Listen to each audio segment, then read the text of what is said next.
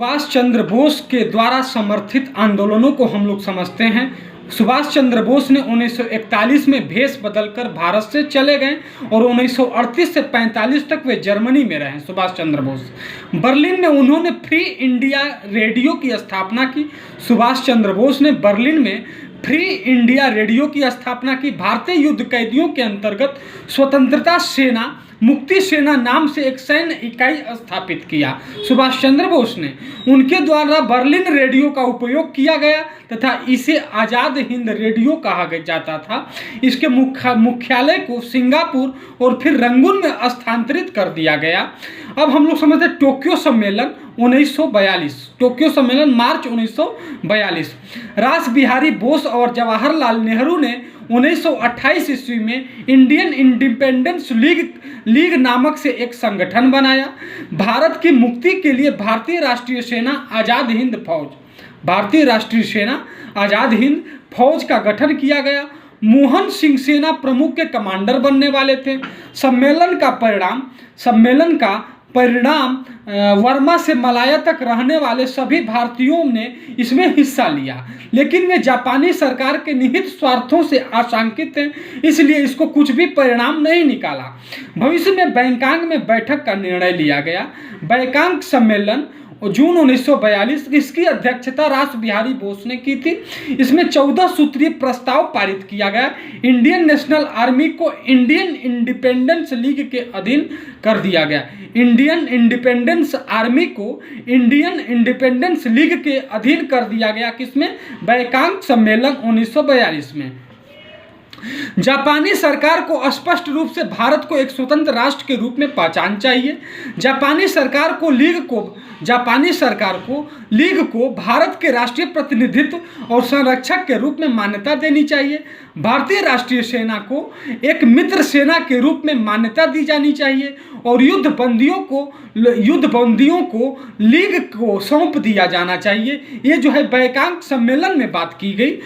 इसमें स्वतंत्रता के बाद जापान के साथ भारत के संबंधों, उसकी स्वतंत्रता और संप्रभुता के संबंधों में आश्वासन की मांग की गई।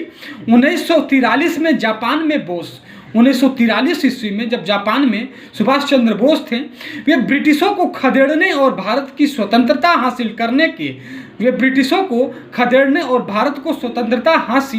करने के लिए जापानी सरकार के समर्थन और वादे के लिए मई 1943 में जापान गए। मोहन सिंह के जापानी सरकार के साथ मतभेद के बाद उन्हें गिरफ्तार कर लिया गया और बाद में INA से हटा दिया गया। बाद में उन्हें भारत वापस भेज दिया गया। वह कांग्रेस शासन के तहत संसद सदस्य भी बने। सुभाष चंद्र बोस को जून में इंडियन इंडिपेंडेंस लीग का नेतृत्व दिया गया और उन्होंने भारतीय राष्ट्रीय सेना की कमान भी संभाली। आज़ाद स्कूल कैप्टन लक्ष्मी स्वामीनाथन के अंतर्गत एशिया का प्रथम महिला रेजिमेंट था आज़ाद स्कूल। हबीब उर रहमान के अधीन अधिकारियों के लिए प्रशिक्षण स्कूल था।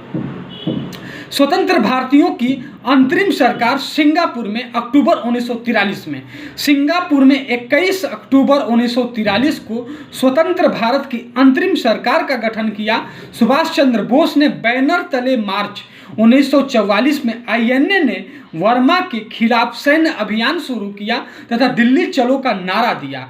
Japan, Germany, Italy, Croatia, Verma, Thailand, चीन, फिलीपींस ने इस अंतरिम सरकार को मान्यता दी। जापान सरकार द्वारा अंडमान और निकोबार द्वीप को इसे दे दिया गया।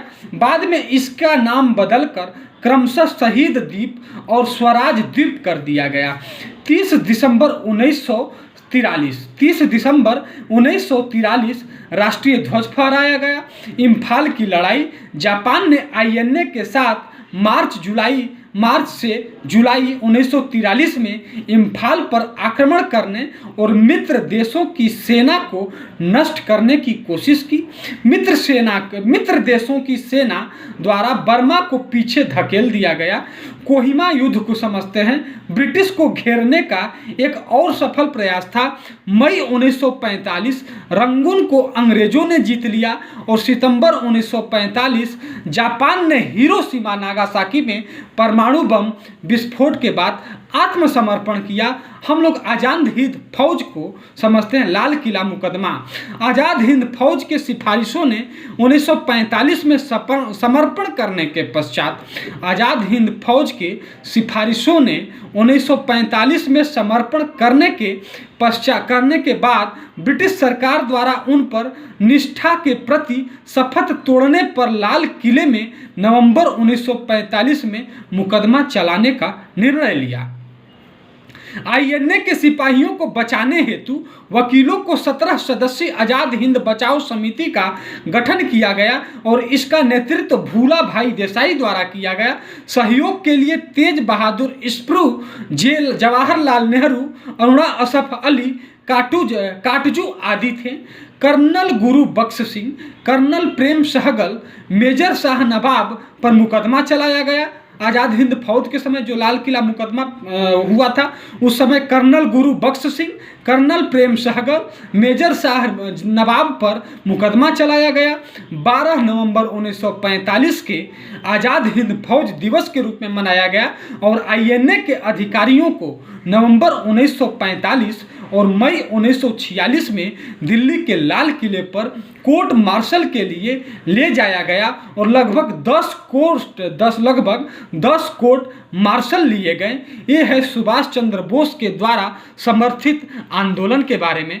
Thank you so much.